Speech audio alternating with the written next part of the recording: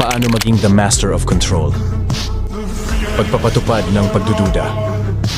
Upang magdulot ng pag-aalinlangan sa isang tao, kahit na tama sila, sabihin, sigurado ka ba dyan? Paggambala sa pagsasalita. Kung nais mong mapatigil ang isang tao sa pagsasalita, ibagsak ang isang bagay sa sahig at habang kinukuha mo ito, putulin ang kanilang sasabihin. Kapangyarihan ng pabulong. Kapag may isang tao na sumusubok na makipagtalo sa iyo, magsalita ka ng pabulong.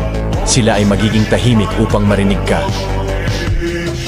Gratitude control. Kapag ang isang tao ay humihingi ng paumanhin sa iyo, huwag kang basta-basta magsasabi ng walang problema. Bagkus sabihin mo ay, salamat. Hindi na nila ulit ito uulitin. Laughter defense. Kapag may isang tao na nambubuli sa iyo, tawanan mo sila, sila ay maiilang. Proximity challenge. Upang mapahinto ang isang tao na sumisigaw sa iyo, lumapit ka sa kanila ng mas malapit at sabihin mo, hindi ba maganda ang araw mo?